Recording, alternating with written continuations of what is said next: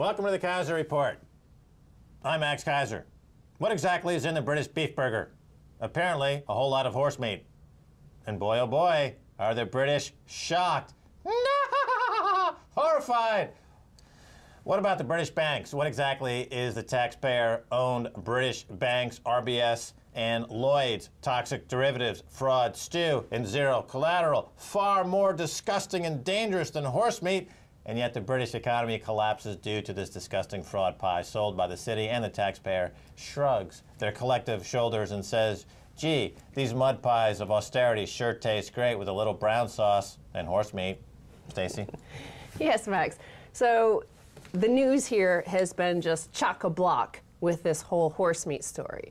And I've never seen so many people interested in this big story. And yet, the very same week that we have Just Say Nay, horse meat and burgers horrifies UK, the very same day you see this headline, Lloyd's and RBS need billions more capital, Bank of England says. Britain's bailed out banks need billions of pounds more capital to shore up their balance sheets and support the economy, senior Bank of England officials have warned. UK regulators have given Royal Bank of Scotland and Lloyd's Banking Group until March to begin dealing with a black hole that Brooks Newmark, a Tory member of the Treasury Select Committee, suggested could be as large as £30 billion. Right. I think it's a great contrast, isn't it? The British people are appalled that these high street stores like Tesco are selling them horse meat when they expect to be getting some other forms of meat. But the local banks, the Lloyds, the RBS, Barclays, are feeding them the equivalent in their economy with toxic derivatives. And remember, for every pound of quantitative easing that Mervyn King and the Bank of England engages in, there's about a pound savings in interest on various interest-related products, but they lose 2 pounds on their savings. So they're guaranteed, they're flushing the economy down the toilet here in the UK. People are more concerned about horse meat in their burgers.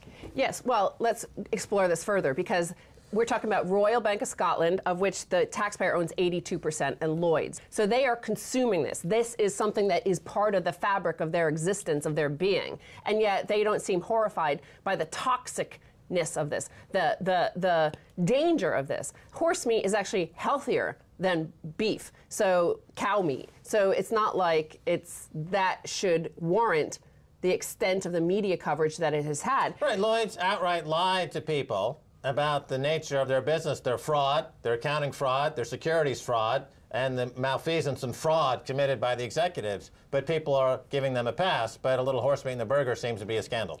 Exactly. So here, the British population, as I said, owns 82% of Royal Bank of Scotland. They own 41% of Lloyd's Bank. They don't seem to care what is actually in the banks.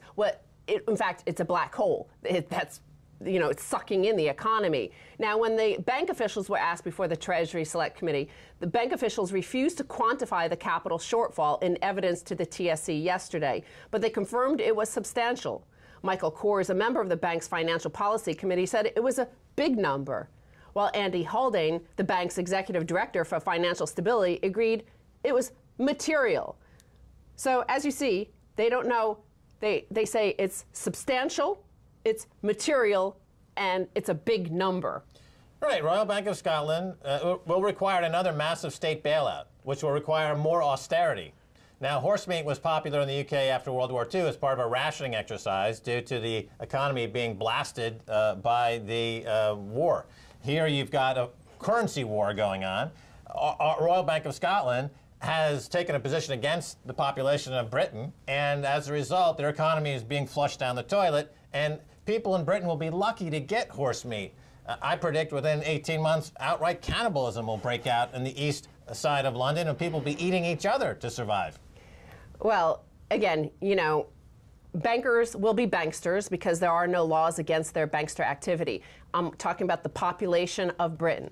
The population of Britain would not have known, for example, that there was horse meat in their beef unless the Irish had done DNA tests. They didn't seem to care until suddenly they're told. Here, they're being told by us that there's nothing there. There's a black hole that will suck in your economy until all you have is cannibalism, or mud pies. Yeah, and I mean cannibalism when people eating each other. Now, I'm not talking about the Soho definition. That would be something else that the Lib Democrats are involved with. So it gets worse, though, okay? Again, the taxpayer is out there owning these banks. They don't know what's in it.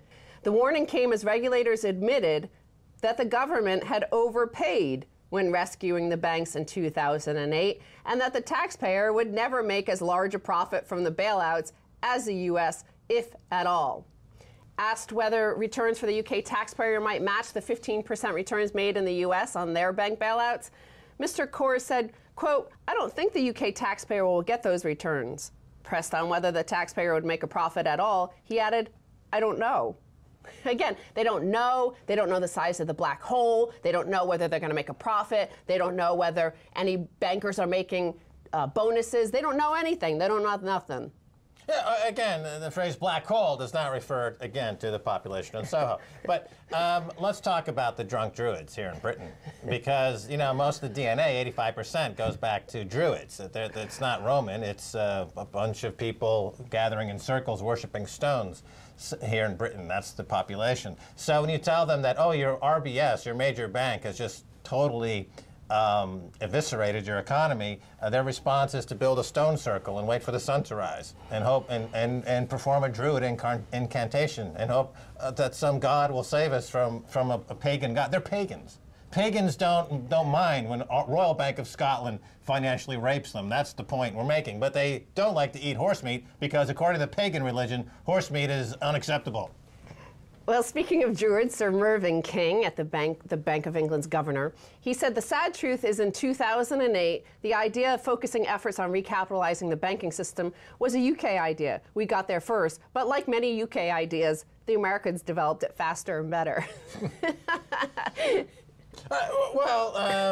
The idea even that the U.S. banks are getting a return on the bailouts is a bit overstated because, of course, they are inflating the currency and causing massive inflation as a result. The biggest story this past week has been the Germany taking their gold back. You know, this gives you the idea that these so-called returns on the bank bailout are specious at best, and nobody's going to make any returns on these. So compared to the U.S. and U.K. in this bank bailout, the U.S. forced all major banks to take state money, buying the stakes at about half their book value, and is already out of most of its position. The U.K., on the other hand, paid roughly twice the rate, taking positions in just 3 of the worst affected banks, RBS, Lloyds, and HBOS.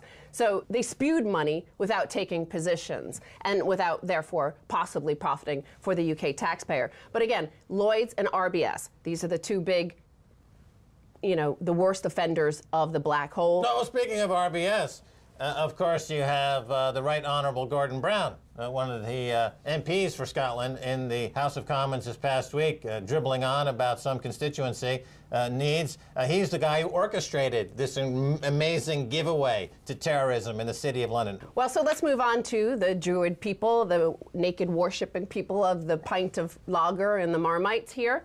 Anger as HMV collapse leaves gift cards bought for Christmas worthless. Company's decision not to honor gift vouchers prompts claim of mis-selling. HMV, one of Britain's biggest voucher and gift card retailers, typically takes 60% of its annual sales in the last 4 months of the year, with the busiest trading weeks being those before Christmas. However, any reserves are now likely to be swallowed up by preferred creditors. So Max, HMV, you know, has gone bust. They're in receivership now. However, they were selling gift cards up to the very few hours before they collapsed. So now the preferred creditors are ahead of the gift card holders. Who are these preferred creditors, Max? Well, these include taxpayer-backed Royal Bank of Scotland and Lloyds Banking Group, who would have played a leading role in selecting the timing of the administration. Yes, the Royal Bank of Scotland, in conjunction with HMV, knowingly sold worthless gift cards to the Marmite-eating poxy druids here in Britain, who have no recourse at all. Speaking of the taxpayer who owns many things in these banks, of which they do not even know what the content is of the banks they own, they are the consumers and the owners of these banks, the same people who are outraged by the horse meat and ask no questions about what is in their banks. here is in the front page of the Independent insert, taxpayer to pick up bulk of RBS's £500 million LIBOR fine. That's right. The bank, while it was owned by the people, went out and to show their appreciation, committed a massive act of financial terrorism. And they said, "Fungu, British people, pay us again, pay us again, pay us again. We know you worship stones and rocks and dirt. You don't know what money is, you frickin' poxy jackasses. Just give us all your money." And the people here in the UK are like, "Yes, yes, bankster gods, we'll do whatever you want. Please, please violate our black holes again, please."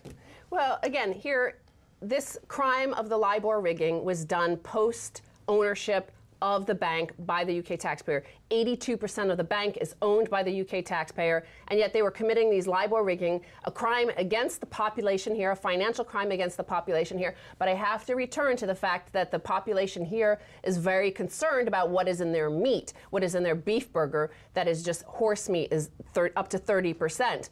But they're very, very concerned, very, very outraged. Tesco shares tumbled.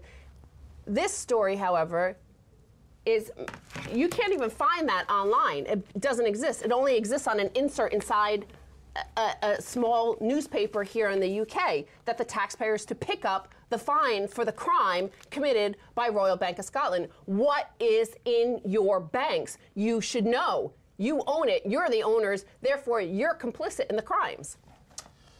Well, Stacey Herbert, thanks so much for being on the Keiser Report. Thank you, Max. Stay tuned for the second half of the show, because last night I spoke to Pulitzer Prize-winning journalist Jesse Eisinger about what it is exactly that is inside America's banks.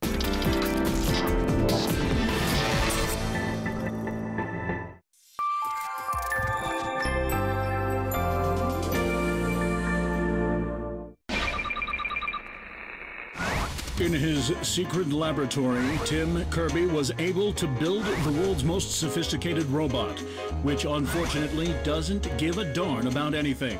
Tim's mission? To teach his creation why it should care about humans and world events. This is Why You Should Care.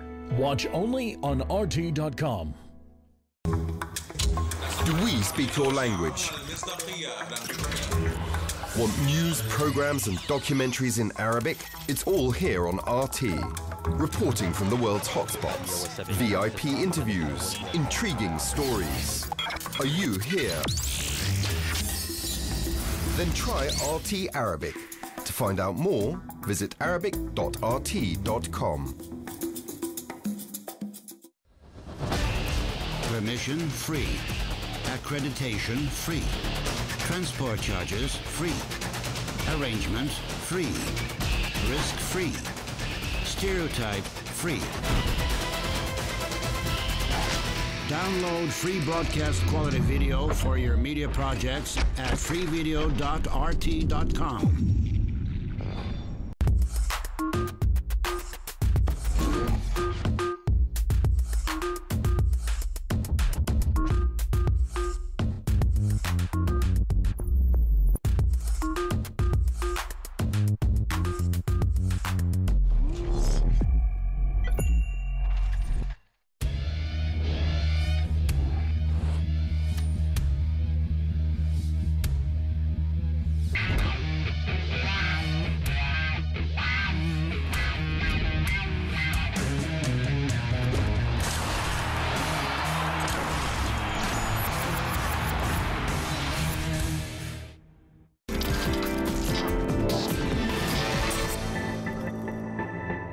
Welcome back to the Keiser Report. I'm Max Keiser.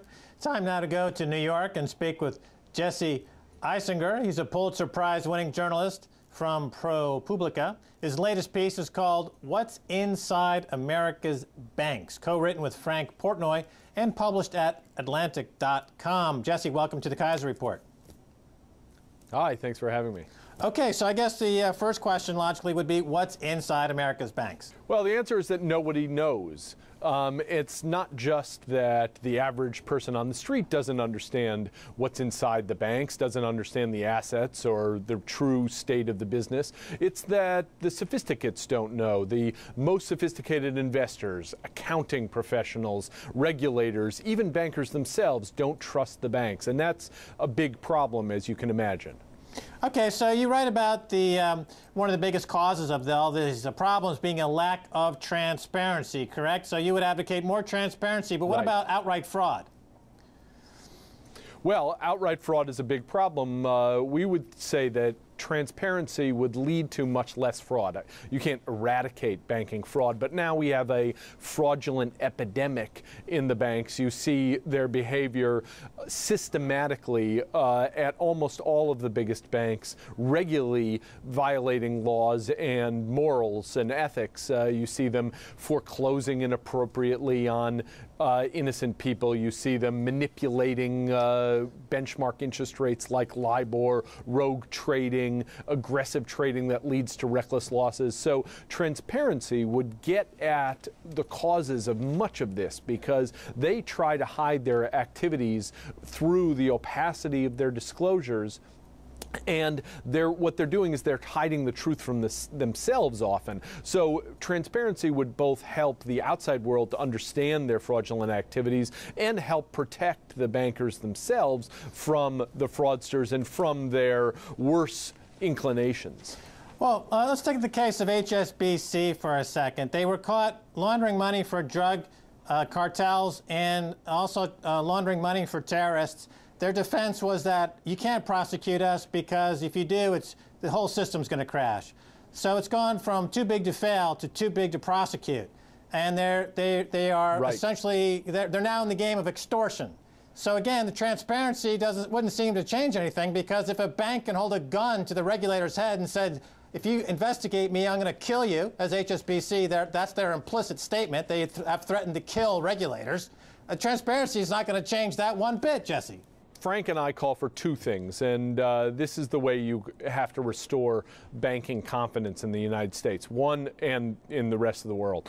One is transparency of the accounts so that people can really understand the business. The other is that bankers have to go to prison when they commit crimes. And right now, as you say, we have a problem of global impunity for wrongdoing for bankers who work for unusually sized banks. Now, HSBC was running an operation that the United States government deemed to be illegal, and individuals made those decisions. So I completely agree with you, and we write about how the standards need to be changed, either legally or prosecutors need to have a different attitude about prosecuting individual bankers. Without prosecutions of individual bankers for wrongdoing, we can't restore trust and confidence in the system, and our banking system will continue to be broken, not only a drag on economic growth, but also extremely prone and vulnerable to systemic crises. Getting back to this question about what are in the banks, what's inside the banks, presumably the way capitalism works is that somebody in the chain of value has collateral. Traditionally, the collateral is held by banks. But what you're saying, and what other people are saying, is that there's so much opacity, there's so much what are called black box accounting, that there is absolutely no way to determine if there is any collateral whatsoever behind much of the $100 trillion derivatives market or even just the real economy. And with Moody's and the S&P and Fitch, they're now downgrading sovereign debt. The AAA rating of the U.S. debt, which has already been downgraded, looks like it's going to be downgraded again. How does that factor, the fact that banks no longer have collateral on their books, Isn't that a part of a growing problem going forward, Jesse? I think that there's a conflation of a couple of issues. There's obviously sovereign debt, which is a different issue than the inadequacy of either collateral or bank capital. Now, the problem with American accounting, and I think that this is also true in international accounting with European and British banks, is that you cannot understand either the collateral that they're putting against trades like derivatives trades. We just don't understand or know how much that is, or cannot assess independently whether that's adequate, or we can't understand the capital, what the store is at the bank that can cushion the losses, who will be on the hook for the losses. And what Frank Partnoy and I did was walked through Wells Fargo. Wells Fargo in the United States is regarded as a stalwart bank, an American icon. It's also regarded as the simple and most conservative bank. But what we demonstrate is that you cannot understand anything about the assets, whether they're adequate or whether they're fairly valued, their liabilities, how much they would owe, or how much cushion there is, capital. You just cannot understand it. They provide 4 numbers. You can pick whichever number you choose right there on the beginning of their accounts to assess how much capital that is, but you can't even understand whether those are accurate or not, and that's of course an enormous problem. And it's an enormous problem because not all bankers are banksters. Not all bankers are fraudulent, but they give in to temptation to cut corners if their accounts aren't transparent. Right. Well, just to touch back on the sovereign debt issue for a second, when we talk about collateral and the capitalization of banks, a sovereign debt with a AAA rating is eligible for 100% loan margin, as that relates to building up the chain of loans that go into the system. So if the sovereign debt's being downgraded, your only asset on the books that can be 100% loaned out is now diminished, and the Ponzi scheme that is the banking system in the U.S. and around the world starts to crumble. Now, you talked about Wells Fargo for a second. Of course, it's a very stalwart bank, and you've got Warren Buffett as a major shareholder, but Wells Fargo and these other banks, according to a lot of sophisticated investors, they simply refer to them as black boxes. And we've talked about it briefly for a second. Explore more about what that term means and how it applies to these banks. What we did was we walked through Wells Fargo's 10K, the annual report that they file with the Securities and Exchange Commission here in the U.S.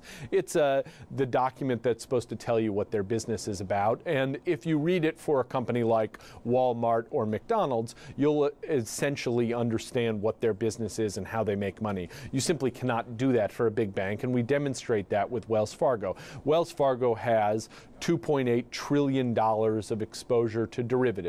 You have no idea how much exposure that really is, whether their hedging is appropriate, whether their collateral that they're offsetting or receiving from counterparties is adequate. You simply cannot know anything about that. They have about $1.5 trillion worth of exposure to off-balance sheet vehicles. We remember off-balance sheet vehicles when they were called special purpose entities and were related to Enron and Enron's collapse. The accounting is similar now for the biggest banks. They're now morphed into a new euphemism called variable interest entities. They have interests in off-balance sheet vehicles all around the globe, and the question is how much and what is their true exposure and how much control they have over that. And the answer is no outsider can tell. So there are a variety of black boxes at the banks, both in their trading operations and their loans. You can't really understand what their reserves are for their loans. They don't adequately disclose that either. So you simply don't know. You can throw up your hands and say, I trust management or I don't trust management, but that's about the extent of it. And I don't understand, in fact, how you could even trust management knowing that you can't trust the numbers that management presents. Okay, Jesse, I want to digress a little bit and take this up a level to more of a macroeconomic view of what's going on here. Because as you describe Wells Fargo and these other banks with their special purpose entity accounts, engaging in Enron-like accounting, putting hundreds of billions, if not trillions of dollars off the balance sheet in the shadow banking system, a place that's completely unregulated, you've got a central bank in America, the Federal Reserve, that seems complicit in all this by keeping interest rates artificially low. And then you've got economists like Paul Krugman saying, well, those rates need to be low because we don't see any inflation. My question is, isn't the off-balance sheet cash that's being hidden out of view from regulators where the inflation is? And when this thing blows up, as Enron did, and as Wells will, and these bankers will, won't that cash come rushing back into the system, and then that's the inflation, but by then it'll be too late. Prices will skyrocket. Your thoughts? Well, Max, you're a little bit out of my depth. I'm not a macroeconomist. So I understand that argument. I've heard that many times. There's a view in the hedge fund world especially that this is happening. I do think that there's a problem with the Federal Reserve's low interest rate policy, that it's affecting asset inflation. It's without really transmitting into the real economy. I think the problem with monetary policy as it exists in the United States is that the banking system is broken, and so the transmission mechanism isn't working well. We can see this in the mortgage market, where what happened was, in order to save the system, we did two things in this country. We allowed big banks to buy the failing banks, like J.P. Morgan buying Bear Stearns, and then we sort of put the ailing banks on life support without making them write down their bad assets. So we allowed Bank of America and Citigroup to sort of limp along, and what that has done is created a broken mortgage market now, where J.P. Morgan and Wells Fargo are making price gouging profits. They are profiteering in the mortgage market. Even though rates seem low, they're not adequately low. They're not low enough, and the Federal Reserve is very frustrated. So we have this broken banking system, and that means monetary policy isn't working. Okay, let's circle back to what you've been writing about recently, a step away from the macroeconomic issues for a second. Let's talk about the real estate market here, because the hedge fund community, which is endowed with virtually unlimited credit lines at near 0% interest rates, were instrumental in the collapse of the subprime market, making bets against the housing market and making bets against the American economy. Now, from what you're saying, if I hear you correctly, they've taken the other side of the trade, and they're totally distorting the market by flooding it with cash, again, from the cheap money and low interest rates, and they're causing these pockets of strength in Vegas and Florida, but it's not sustainable because it's not reflective of any real economic growth. Is that correct? No, I think we have modest economic growth in this country. I don't see the speculation nearly as acute as it was in sort of 2005, 2006. We're just, from any measure that I can tell, we're not yet in a bubble. Now, we could be heading that way because we didn't really learn our lessons from the financial crisis. As surprising as that is, we didn't really cause any banker or hedge fund manager, for that matter, to have second thoughts about wild speculation. So I agree that there's been a moral hazard here. I don't think there's a bubble today that you can identify very easily, and I don't believe that bonds are that, although I've heard hedge fund managers talk about that. So right now we don't have a bubble, but we have created the conditions to create another one in another crisis. Right. Real incomes are down, and the biggest buyer of housing in America are hedge funds. Those are the facts on the ground. I think it looks kind of bubbly to me. But Jesse, we're out of time. Thanks so much for being on the Keiser Report. All right. Thank you so much for having me. That's all the time we have for this edition of the Keiser Report with me, Max Keiser, and Stacey Herbert. I want to thank my guest, Jesse Eisinger of ProPublica. If you'd like to contact us, please tweet us at KeiserReport at Facebook.com/Keiser Report. Until next time, Max Keiser saying bye, y'all.